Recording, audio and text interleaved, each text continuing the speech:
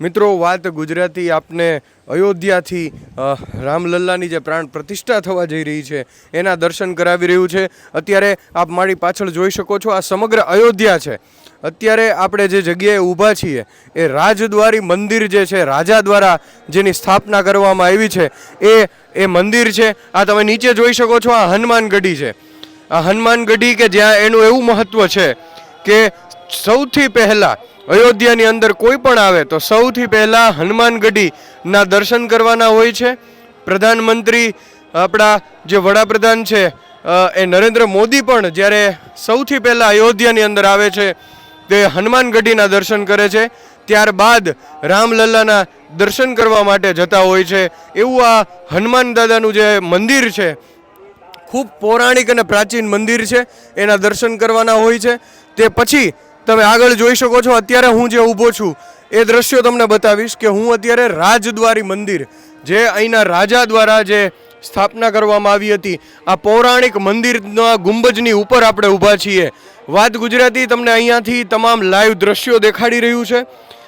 થોડીક ક્ષણોની અંદર રામલલ્લાની પ્રાણ પ્રતિષ્ઠા મહોત્સવ પ્રાણ પ્રતિષ્ઠા થવા જઈ રહી છે, ત્યારે આ એક ઐતિહાસિક મંદિર, રાજાશાહી જમાના વખતનું આ મંદિર અને સૌથી મોટો જે તમને દર્શન કરાવી રહ્યા છીએ। આ સામે તમે જોઈ શકો છો કે તમે જોઈ શકો છો એ રામ જન્મભૂમિ છે, અહીંયા રામલલ્લા બિરાજમાન થવાના છે। આ જગ્યા ઉપર અત્યારે ખૂબ તડામાર તૈયારીઓ ચાલી રહી છે અને અહીંયા જ રામલલ્લા 22મી તારીખે બિરાજમાન થવાના છે।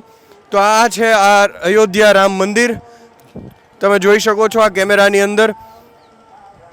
ત્યાં કેમેરા, કોઈ પણ વસ્તુ, ઘડિયાળ, મોબાઈલ કંઈ જ લઈ જવાની પરમિશન નથી હોતી, ત્યારે અમે એક દૂરથી એવો પ્રયાસ કરીએ છીએ કે તમને આ મંદિર બતાવીએ। રામલલ્લાનું જે આ મંદિર, નવું રામ ભગવાનનું જે મંદિર બની રહ્યું છે તેને તમે અત્યારે મારા વિડીયોના માધ્યમથી જોઈ શકો છો। મિત્રો, આપ મારી પાછળ જે જોઈ રહ્યા છો એ સમગ્ર અયોધ્યાનો આ જે આકાશી નજારો છે, ઉપરથી અયોધ્યા કેવી લાગે છે એ અમે તમને બતાવવાનો પ્રયાસ કરી રહ્યા છીએ। આ નીચે જે જોઈ શકો છો, આ આખો જે માર્ગ છે આને ભક્તિ માર્ગ કહેવામાં આવે છે, જે આગળના વિડીયોની અંદર પણ આપને મેં બતાવ્યું છે કે જે ભગવા રંગથી રંગી દેવામાં આવ્યો છે। તો આ છે ભક્તિ માર્ગ અને આ માર્ગ સીધો રામ ભગવાનનું જે જ્યાં પ્રાણ પ્રતિષ્ઠા થઈ રહી છે, આ રામ મંદિર જે છે ત્યાં સુધી લઈ જાય છે। હું આપને આ બતાવીશ। આ જોઈ શકો છો કેટલી દેશ વિદેશ, ભારતના ખૂણે ખૂણેથી રામ ભક્તો જે છે અત્યારે અહીંયા પહોંચ્યા છે અને સતત દર્શન કરી રહ્યા છે અને રામમય માહોલમાં એક દિવ્ય અનુભૂતિ કરી રહ્યા છે।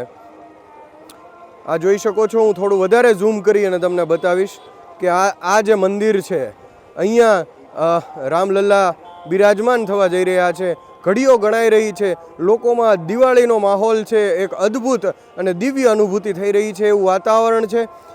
તમામ બાજુથી, ચારે કોરથી અત્યારે સતત ભગવાન રામનું નામ લેવાઈ રહ્યું છે, ભજન થઈ રહ્યા છે, કીર્તન થઈ રહ્યા છે અને સતત લોકો આ ભક્તિમય માહોલને માણી રહ્યા છે અને એક અનોખી અનુભૂતિ કરી રહ્યા છે। આપ અત્યારે સ્ક્રીન ઉપર જોઈ રહ્યા છો એ આ રામ ભગવાનનું રામ મંદિર છે, જ્યાં નિર્માણ કાર્ય થઈ રહ્યું છે અને અત્યારે હું જે જગ્યાએ ઊભો છું મિત્રો, આ છે અત્યારે રાજદ્વારી મંદિર। કેમેરામેનને વિનંતી કરીશ કે આ દ્રશ્યો બતાવે। અત્યારે જે આ બાજુ જો બીજી તરફ તમે જુઓ તો એક તરફ હનુમાન ગઢી છે, આ હનુમાન ગઢીનો દર્શન છે અહીંયા હનુમાન ના કરવાના હોય છે, ત્યારબાદ તમે આગળ જાઓ છો એની સામેની સાઈડમાં અત્યારે હું જે જગ્યાએ છું એ રાજદ્વારી મંદિર છે। એ રાજદ્વારી મંદિરના પણ આપ અત્યારે ગુંબજ અને એના આગળના વિઝ્યુઅલ્સ નીચેથી પણ તમને બતાવવામાં આવેલા છે, તે તમે જોઈ શકો છો। પોલીસ બંદોબસ્ત તમે જોઈ શકો છો મિત્રો। કેમેરામેનને વિનંતી કરીશ કે થોડું ઝૂમ કરી અને બતાવે। સઘન પોલીસ બંદોબસ્ત અહીંયા થઈ રહ્યો છે અત્યારે। સુરક્ષા બાબતે કોઈ કચાશ નથી છોડવામાં આવી રહી। લોખંડી બંદોબસ્ત જે છે એ ચેકિંગ ચાલી રહ્યું છે। પોલીસના મોટા અધિકારીઓ, આઈજી રેન્જના અધિકારીઓ, રેન્કના અધિકારીઓ પણ અહીંયા ઉપસ્થિત છે। એસપી પોતે સવારે જ પેટ્રોલિંગની અંદર સતત આ માર્ગો ઉપરથી પસાર થઈ રહ્યા છે। આખા ઉત્તર પ્રદેશમાંથી અલગ અલગ સ્થળોએથી અહીંયા પોલીસ આવી ગઈ છે। સ્વાસ્થ્ય માટે પણ એમ્બ્યુલન્સને પણ સ્ટેન્ડ બાય રાખવામાં આવી છે। કોઈ પણ એવી સ્થિતિ હોય, કોઈ પણ ભક્તને કંઈ એવી તકલીફ થાય તો એ માટે સતત એમ્બ્યુલન્સ પણ સ્ટેન્ડ બાય મોડ ઉપર રાખવામાં આવી છે. આ રાજદ્વારી મંદિરના મિત્રો આ દ્રશ્યો છે, હું તમને એનો ગુંબજની ઉપરથી તમને દર્શન કરાવી રહ્યો છું સમગ્ર અયોધ્યાના. તમે જોઈ શકો છો અહીંયા પૌરાણિક સમયના અહીંયા જે આ કડા છે એવું પણ લાગેલું છે. ખૂબ ઐતિહાસિક મંદિર છે મિત્રો. અહીંયા તમામ ભક્તોને આવવાની અહીંયા પરમિશન નથી હોતી. આપણે સ્પેશિયલ પરમિશન લઈ અને આ વિશાળ જે ગુંબજ છે એની ઉપર છીએ અત્યારે. આપ મારી પાછળ જોઈ શકો છો આ પૌરાણિક મંદિર, આ રાજદ્વારી મંદિર છે મિત્રો. આ રાજદ્વારી મંદિર જે અહીંના રાજા દ્વારા જે છે એની સ્થાપના કરવામાં આવી હતી અને અહીંયા પણ ભગવાન બિરાજે છે. અહીંયા પણ ખૂબ મહત્ત્વ છે આ જગ્યાનું. અહીંયા પણ લોકો ક્યાંથી દર્શન કરવા માટે આવે છે અને બિલકુલ આની સામે જ હનુમાનગઢી છે આ મંદિરની પાછળ. આપ જોઈ શકો છો આ પૌરાણિક મંદિર કેટલું ભવ્ય છે. આનું તમે સ્ટ્રક્ચર જોઈ શકો છો, કેટલું વિશાળ છે. અને આ મંદિર છે રાજદ્વારી મંદિર કે જે અહીંયાના રાજા જે અત્યારે પણ એની પૂજા કરવા માટે આવે છે. તો અહીંયાથી અમે એક બતાવવાનો પ્રયાસ કર્યો આપને કે રામલલ્લાનું મંદિર બતાવ્યું, રાજદ્વારી મંદિર બતાવ્યું અને આપ જોઈ શકો છો આ સાઈડ અયોધ્યા અને બીજા અનેક મંદિરો છે. મિત્રો સતત યુદ્ધના ધોરણે વિકાસના કાર્યો થઈ રહ્યા છે. અહીંયા આપ મારી પાછળ જોઈ શકો છો. ન માત્ર અયોધ્યા મંદિરની અંદર પરંતુ ચારેકોર વિકાસના કાર્યો થઈ રહ્યા છે. ડેવલપમેન્ટ આપ જોઈ શકો છો. સતત ડેવલપમેન્ટનું કાર્ય થઈ રહ્યું છે. ક્યાંક ને ક્યાંક કોઈ વસ્તુનું અહીંયા પથ્થર કપાઈ રહ્યા છે, પથ્થર તોડી અને એની અંદરથી નિર્માણ કાર્ય ચાલી રહ્યું છે. તો બીજી તરફ બીજું અન્ય મંદિરો પણ જોઈ શકો છો જેમાં સતત રંગ રોગાન ચાલી રહ્યા છે. ક્યાંક ને ક્યાંક એમનો વિકાસ, એમનો જીર્ણોદ્ધાર કરવામાં આવી રહ્યો છે. આ ચારેકોર જેટલા પણ મંદિરો છે, જેટલી પણ રસ્તાઓ છે એની ઉપર અહીંયા તમે સોલાર પ્લેટ્સ પણ જોઈ શકો છો. સોલારની પણ વ્યવસ્થા છે. અને બીજું ભક્તિ માર્ગ ઉપર મિત્રો, ખાસ કરીને ભક્તિ માર્ગ ઉપર જે છે એ અંડરગ્રાઉન્ડ આખી વ્યવસ્થા કરવામાં આવી છે કે આખા માર્ગ ઉપર તમને ક્યાંય વાયર કે તાર નહીં જોવા મળે.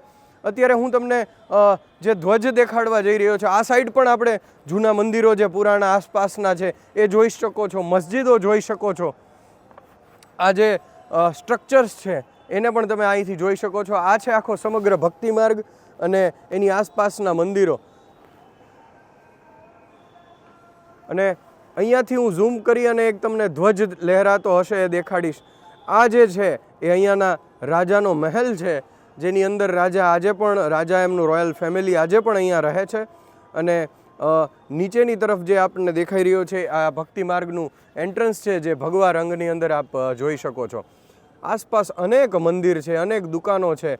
કેટલા લોકોને રોજગાર મળવા જઈ રહ્યો છે, કેટલા લોકો આ ભક્તિમાં લીન બની રહ્યા છે. તમામ રામ ભક્તો દુનિયાના છેડેથી અહીંયા આજે આવી પહોંચ્યા છે.